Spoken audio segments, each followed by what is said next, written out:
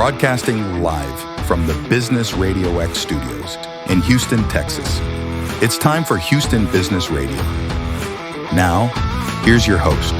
Hello, Houston. Trisha Stetzel here, bringing you another episode of Houston Business Radio. I am so excited to have another sister on with me today.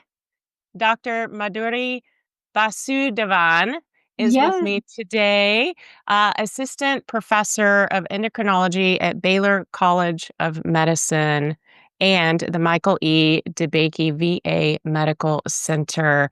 Dr. Madhuri, an endocrinologist and faculty member at Baylor College of Medicine, empowers her patients to heal from within by harnessing their natural ability to thrive, not just survive, while thoughtfully integrating medical therapies when needed.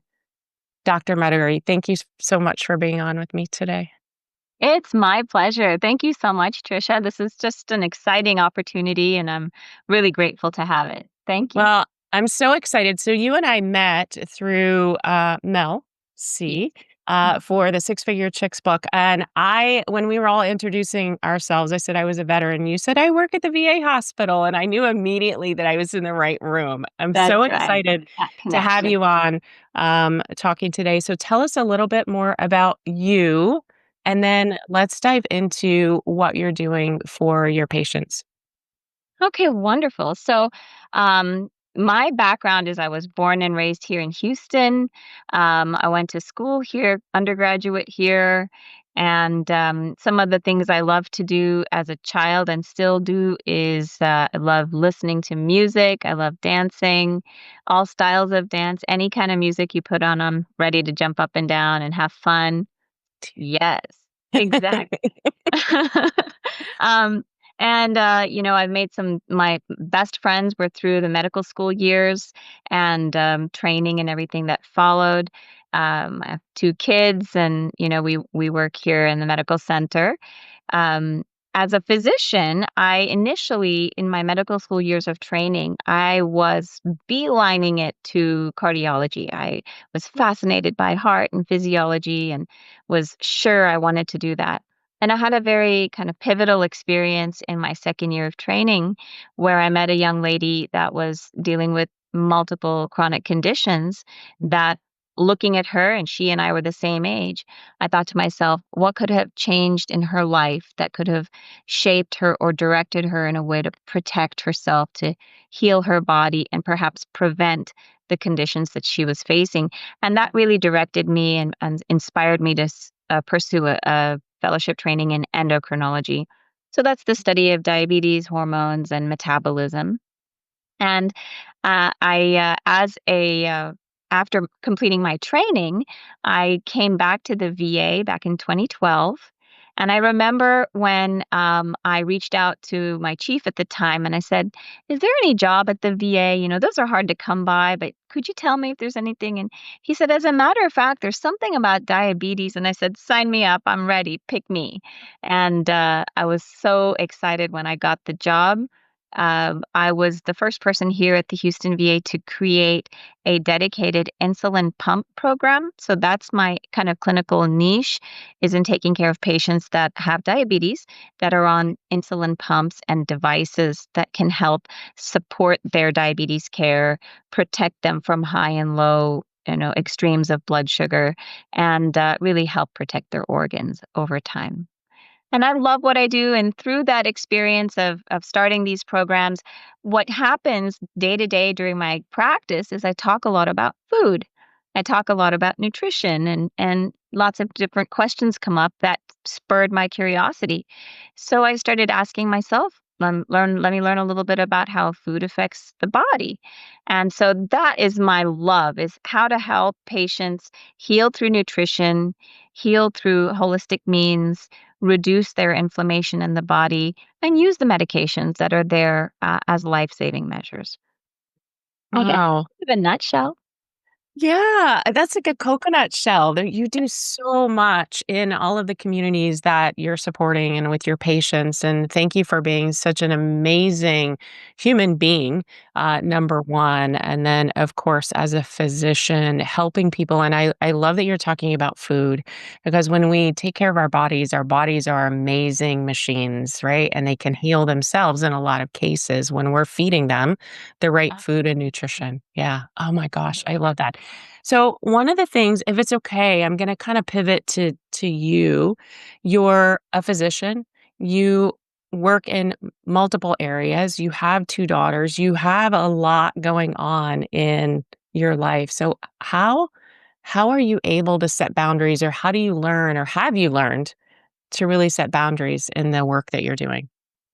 I think that is one of the best questions and most kind of deep questions that a lot of women face when we're busy with work and busy with life. And so let's see, setting boundaries. This is a difficult question.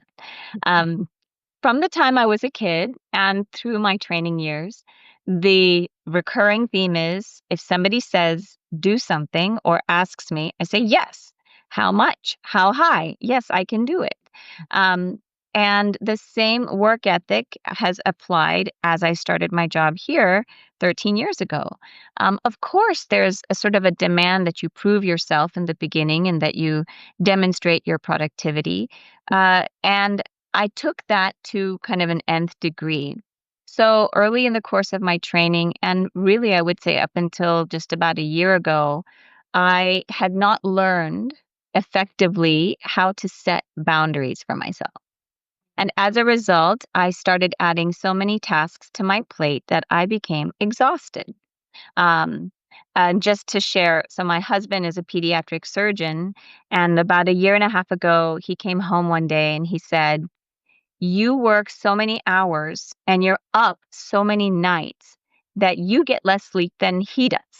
And to put it in context, he has to do sometimes 12-hour surgeries, 20-hour surgeries. And he said, really, there's something wrong with this picture. You need a break. You need to realign and try to restrict yourself, get a little balance back. Um, as a physician and a mom and et cetera, as the boss of the house, it's hard to listen when he's giving me that good advice. But I did, as a result of this past year and my healing journey, I have learned the value and the importance of setting boundaries. And I've also come to the realization how that is tied into what many of us go through is imposter syndrome, feeling that I'm not good enough and I have to keep proving myself. And just to kind of jump into that topic, I have come to the realization that, first of all, I am good enough. Took me a long time to just say those words and really believe them. And that secondly, I don't have to prove myself, and I really never had to, but it is a lesson that I've learned, and I feel so joyful. The moment that I came to that realization, I felt like this burden was lifted off my shoulders, and I felt a lightness and a freedom to just do the work I love without feeling like I'm judging myself against some standard that no one else imposed on me. So yeah, I think setting boundaries is something so essential to leading a balanced life. And I listened to an interesting podcast by a famous motivational speaker. His name is Simon Sinek, and it really struck me when I listened to him. He said that a strong woman knows how to establish and understand the difference between being kind and being nice. And being kind is that you're filled with compassion, that what you do, you serve or help because of a genuine interest. But being nice is something that we often do when we're seeking validation from somebody else or seeking a little bit of a justification for the hard work that we're doing. And so I have really sort of towed that line of being nice for a long time. And now, I mean, I'm a nice person, but I'm learning how to establish those boundaries and not let go of my authentic self. I am a genuinely kind and compassionate person, and I love to share that. So I guess the story is, yes, establishing boundaries is critical, and it's been a journey for me, for sure. Thank you for sharing all of that. I'm a big fan of Simon Sinek as well. And I love this. It's not something that I've heard before, the difference between being kind and nice. And I completely resonates with me. Yeah. Yeah. Because as women, we're not very good at saying no, and it takes practice. And we put everyone else ahead of ourselves. And as a physician, and especially someone who's very keen into nutrition and feeding our bodies the right food and getting rest and all of the holistic approach, you know that if we're not taking care of ourselves first, that we can't take care of anyone else in the way that we want to, right? Thank you for sharing that. So it sounds like you have a really great support system at home because it was your husband that said, "Okay, enough. Something Enough. has to shift." How important is it to surround yourself with people who are gonna help you with those boundaries and the balance that you've set out for? That's a great question. So, finding people, and I think this is something that I've learned over the years, true, genuine friendships, what it means, those chosen sisters, as I, like to refer to you and all my new lovely friends, and then the real deep, genuine relationships I've had over the years. Those are the people you can be yourself with. You can laugh, you can be vulnerable, and they're not judging you, and they're only there to support you as you grow as a person, and that you feel the same for them. This experience of making that network or that sort of web of support, it starts, I think, for me with my immediate family. So my husband, I actually have an older son and a younger daughter, and so my son, he's 18 now, has been kind of this similar to my husband, just this wealth of calm and reassurance at home. They've sort of taken over it in the past year when I wasn't able to do a lot of physical work at home. And then I have, kind of extending from that core, it's my parents, my in-laws, my siblings and their families. And those are my family. They are my family and I love them all. But it's my friends, the ones that I have cultivated a lifetime of friendship and love with, and then new friends that I've met along the way that have really given me a newfound appreciation for what it means to have friendship. Mm. And again, to sort of reference Simon Sinek, I don't know, he's inspired in me in many ways. He talked about this during a recent TED Talk or a lecture that he gave, that it's one of the few things that we don't have a metric for, but friendship is so crucial to living a fulfilled life. We as humans, and this is just my feeling, we as humans are social animals, and we cannot survive in a silo or in an independent space. We need that connection and establishing those good vibrations. So, yeah, I absolutely have grown to appreciate friends over the years, and especially in the past year. It's truly the universe that has brought these dear friends into my life. I never thought I would be sitting here having this amazing conversation with you, but it's truly because of this network of good friends that I've met along the way. Yeah, absolutely. So I want to apologize to your son because I know he's going to listen to this because No, earlier I said you had two daughters and you have no, a daughter that's okay. and son. So Mhm. to your son, my apologies. I'm just Oh, coming no, that's up fine. with that. No, um, we're about halfway through our conversation. I'd love for you to share your contact information or a website where people can reach out if they're already interested in learning more about you or even the work that you're doing. absolutely. So I have a website. That website is called madhuridances.com. So that's my first name, Madhuri, and then the word dances, dances.com. And there's a contact link on the website, and you can just send me your name, and it will generate an email response to me, and that will come to my personal email. And I think that's the best way if anybody's interested in reaching out or has questions. I work at the VA, so from a professional standpoint, I see patients only through the VA system.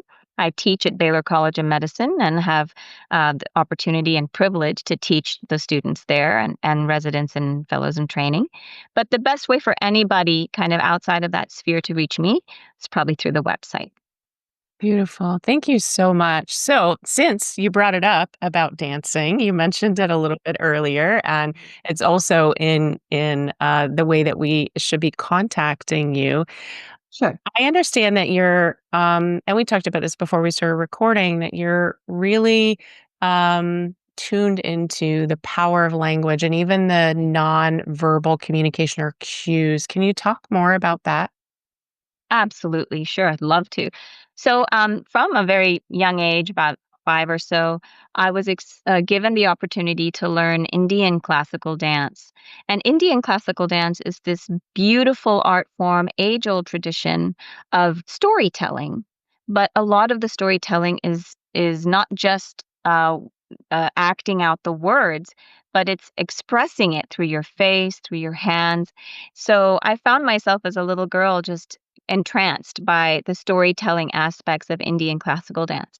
As a young girl, I was really curious and fascinated by the story of Helen Keller and how she was able to communicate through sign language despite the fact that she was blind, and blind and couldn't speak and couldn't hear. So I was just really phenomenally amazed by her determination and communication skills. And so I even learned sign language in the college years and had the opportunity to work with children who are hearing impaired.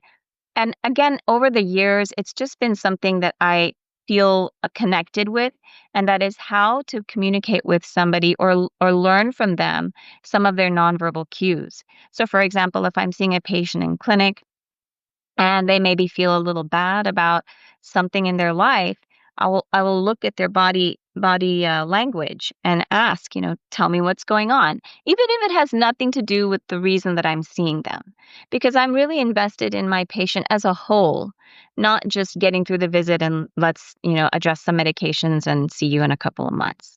So it's those nonverbal cues that I sort of want to pick up on a daily basis. And in addition to me looking and observing, I also want to make sure that I'm sensitive to how I am displaying my own physicality. For example, if I'm seeing somebody and I have to give them guidance, I don't want them to ever feel I'm judging them. So, having a friendly face, a smile, a reassuring presence, it makes a difference in how we as healthcare providers come off when we're talking to our patients. I know as a patient over the years, and most recently in the past year, if I walk into the doctor's office and I immediately feel that the doctor may be busy or distracted or, have already made a plan before listening, I already feel sort of defeated. And it's not a criticism of any specific physician. It's just the world of medicine and the challenges that we face as healthcare providers. So trying to be in tune to that is something that I hold dear. But it all stems from my love of not only Indian classical dance, but I should say this, Scottish Highland dancing. I've done competitive Scottish Highland dancing for the majority of my young years, for about from the age of 8 to 18, so 10 years of my life, and had the good fortune to compete and place at the U.S. Championships and at the World Championships. So, um, yet another part of my dancing journey, and testament credit to my teachers for their love and guidance for me. Wow, that is beautiful. Thank you for sharing that. It is so important that we show respect for the person that we're sitting in front of, and I like to even think about even on Zoom, there are ways that we can create nonverbal communication with each other. And it's so important to create that space where we're comfortable talking to each other and that that I'm not distracted doing Yeah, sure. something else, right? And we see a lot of physicians who are still, since 2020, doing online Oh, yeah. communication with their patients. So, it takes practice, I'm Does. It guessing. takes a lot of practice. And Absolutely. one of the things I love now is that I get to enjoy the dancing experience, the love of dance with my daughter. So she and I are have the opportunity to dance together and, kind of share in that journey. Oh, I love that. So any particular type of dance that your daughter loves? Yes. So, like me, she does also learn Indian classical dance, and it's sort of something we share as a family, as a culture. It's part of our heritage. Um, it helps me, I think, during my times of stress. If I can just get onto a dance floor and practice a little, I just immediately feel better. And I'm so happy that she loves that the same way that I do. She goes to the same school that I went to, and so she's also Scottish Highland dancer. So cool for her that she gets to have that same experience, but in her own special way. And what I'm also equally thrilled about is she also learns ballet, something that I always love watching, but never had the opportunity to learn. So she's blessed to have, and we're very grateful that she has the opportunity to learn those three styles. Oh my gosh, that's wonderful. What is your daughter's name? Mira.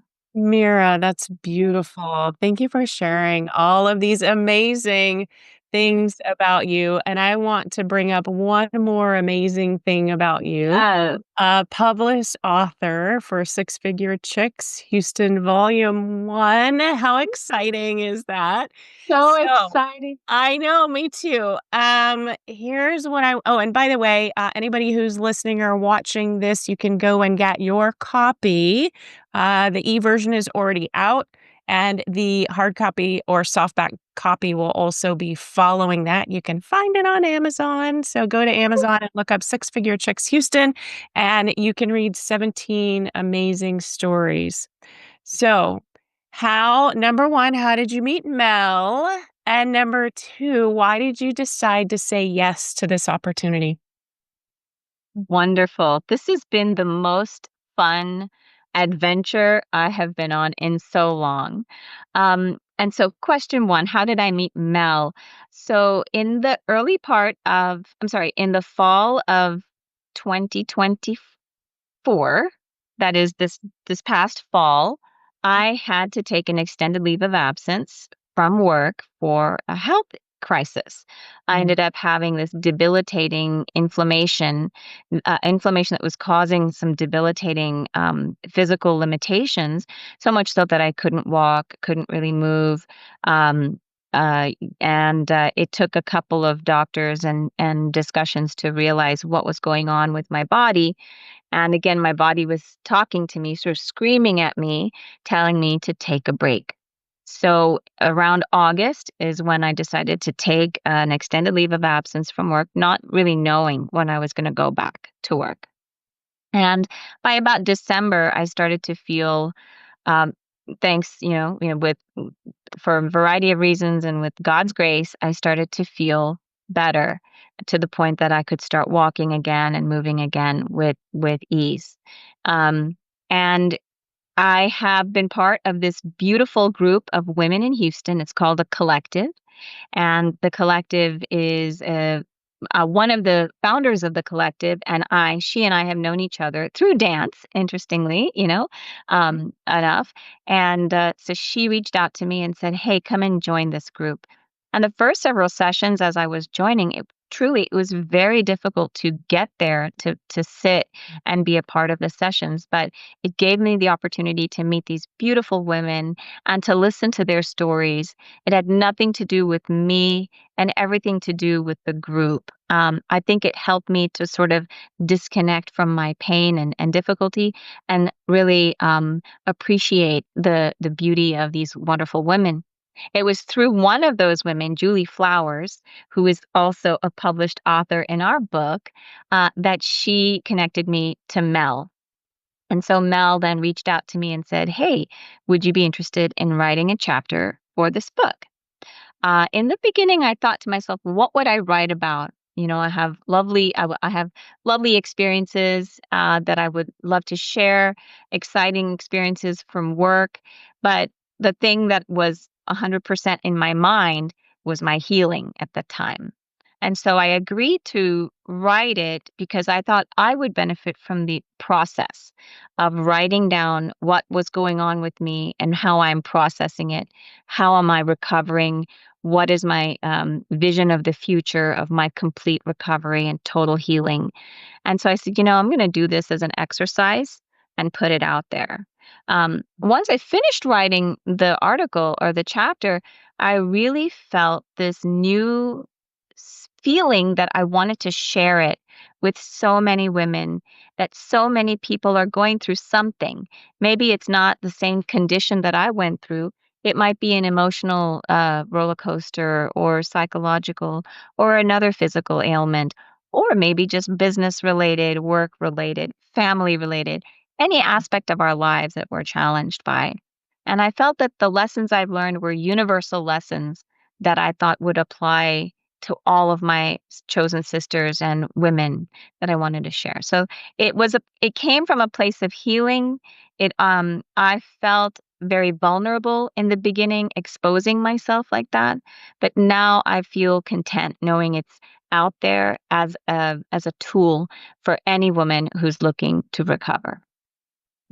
That's beautiful. Thank you for sharing that. And you're not alone. I think all of us who have written a chapter for this book and even ones that have come before it have felt a bit vulnerable and uncomfortable that we were unveiling something. One thing that I will share here is one of my early readers sent me a text message the day that she was reading my chapter. And she said, I had to Google this because I didn't know what it meant. And she showed me the screenshot of what she Googled, and she said, "This totally applies to me, and I'm so glad that you wrote this because I feel like it was just for me, Mhm. and I'm going to start a book club so that I can have other women read all of the stories in this book." And Mm, that was the day that I knew there was that's a purpose behind writing this chapter and for all of us, all 17 of us, for writing chapters in this book because even if it's just one person that we that's can right. move or shift or change or even a new idea, right? It's so important. It's so important. And it's this ripple effect, it's this visual of like electricity. You spark it here and it creates this ripple effect of beautiful, powerful energy. There's just goodness that's coming out of it. So thank you for Absolutely. And I'm sharing it. so blessed to have met you. I'm glad to call you one of my sisters. Yeah, Even though it started with Six Figure Chicks Houston, it will go way beyond that. And I appreciate you I so much agree. being on the show today. Is there anything that you would like to leave the audience with today as we close up? I would just first of all, I would love to share thanks to you and for giving me this opportunity.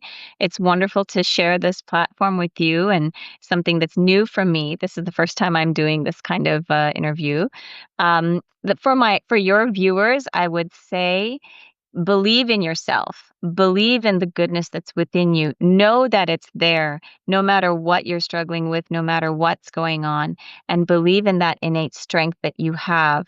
And when times are tough, yes, there are so many adages of the going get tough or whatnot. But the truth is, in the quietness of your mind and and the beauty of your heart, really believe in yourself first, and then reach out for your chosen sisters, for your friends that support you and your family. And in the middle of all that, have some fun, play some music, jump up and dance. And that lightness, that lightheartedness will carry you through some of the challenging times that we all inevitably will face. Absolutely. And wear some fun shoes. By the way, if you haven't seen the pictures of us Six Figure Chicks Houston Volume 1, you'll know exactly who has the most fun shoes. I love it. I love it. The hot pink stilettos and block shoes, they're my favorite. I love that. That's so much fun. Thank you again so much for being my guest today. Thank you. And all the very best.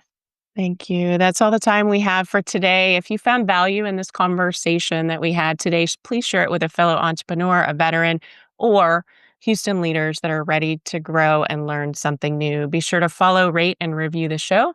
It helps us reach more bold business minds just like yours. And your business, your leadership, and your legacy are built one intentional step at a time. So stay inspired, stay focused, and keep building the business and the life you deserve.